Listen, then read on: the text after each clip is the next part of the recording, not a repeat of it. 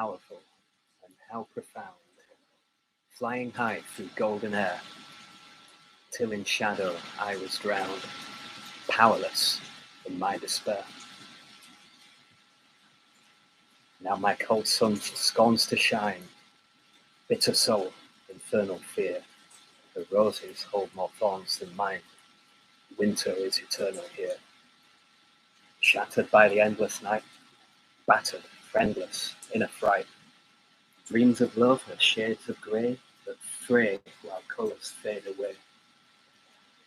Blood and nerve and bounding heart, heavy words you lightly throw.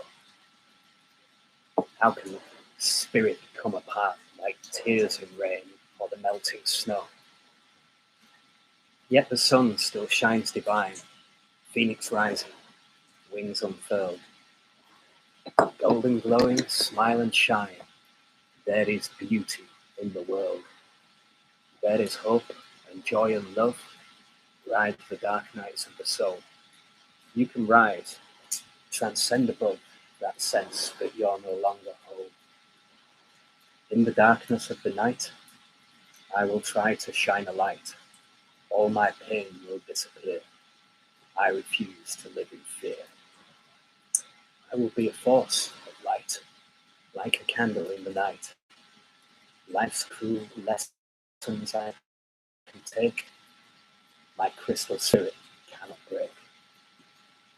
When I fall, not if, but when, I'll stand tall to rise again. I'll annihilate these fears, I will set fire to these tears. Okay, well, thwarted by fates. Here we are.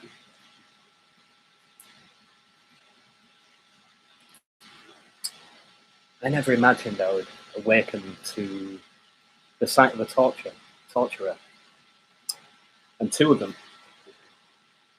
wearing demonic, diabolical masks fashioned from my blood and viscera, with holes all over my head and face, ironically having been beaten half to death, beaten senseless, stupefied.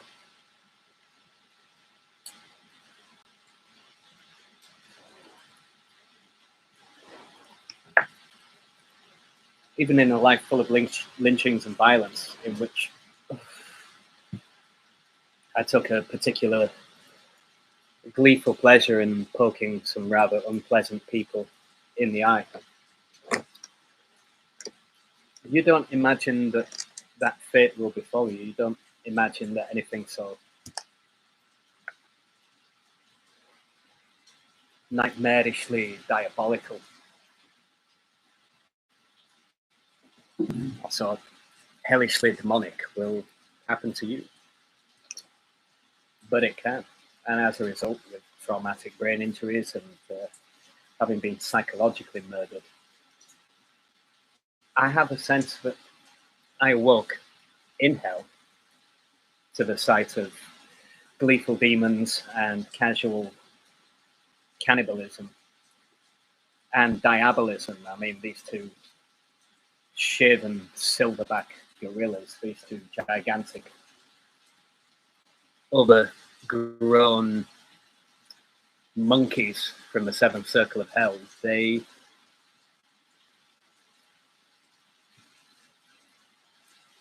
existed in the real and material world. They're Melbourne's most dangerous gangsters.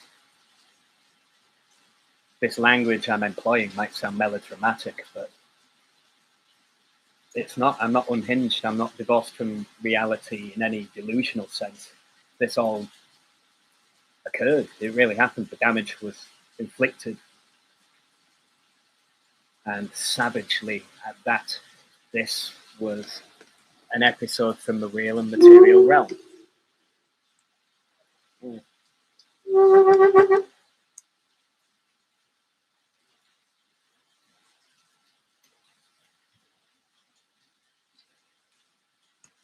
Is poetry barbaric after Auschwitz or futile post-Cruciatus? Who the hell knows, man? But you know what? Life hurts, love hurts, and that's the wellspring of poems, novels, and songs. Sorry about this shitty camera. It's on a 13, 14-year-old museum piece of a Mac with second hand, and it's a clapped out old banger like my bike, a veteran of many road crash and catastrophe. Fitting contraptions and gizmos for me, I feel like a clapped out old banger, a veteran of lynchings innumerable, and numerous near escapes. And then lastly, after experiencing real suffering, the suffering of others in natural disaster and spending 4 months alleviating it, well, then I experienced a very different personal kind of a type of individual suffering that forever changes you. And in my case, I don't think it's melodramatic to suggest I became a shadow in a world, an undying shadow trapped in a world of light. But hey, I suppose if you're still biologically alive, you're still in the fight. And I'm assailed by stress chemicals. I can't snap myself out of the fight or flight instinct. I've been animalized and juvenilized. Not juvenated or rejuvenated, but juvenilized as in made juvenile. Everything has intensified astoundingly. And I'm assailed by stress chemicals when I'm around people, so I can't properly process and verbalize my thoughts in the way that I can now, and share poems and describe it in a way that doesn't suggest that the flow of thought and the feast of reason is forever thwarted in this fucking abandoned barn of a brain that I have, that's been bludgeoned and bushwhacked and brain damaged muy fucking massive, you know. Strange and slightly twatty mind grapes to be fermenting, but anyhow, it is like I awakened to this. I awakened dead in hell to the sight of diabolism and cannibalism.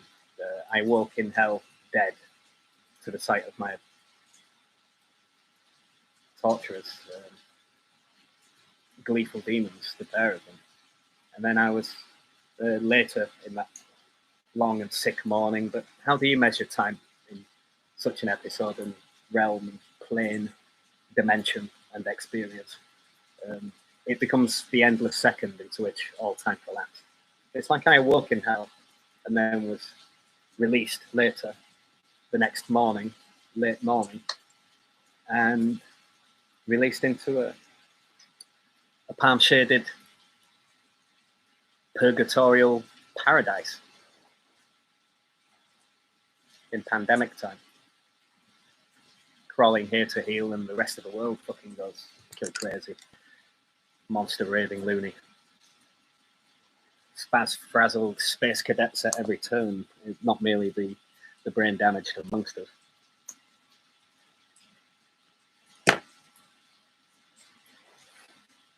Anyway.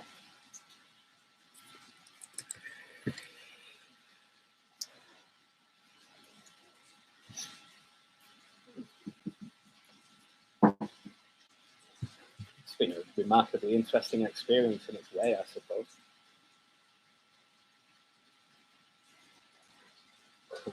Is poetry in all its myriad forms a Janus-faced beast?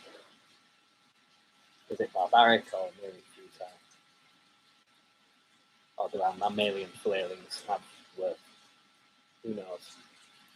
But hey, dance continues, the ride goes on. Wisdom begins with wonder. Only fools are certain.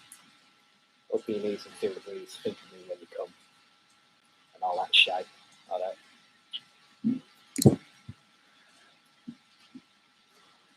Ciao for now.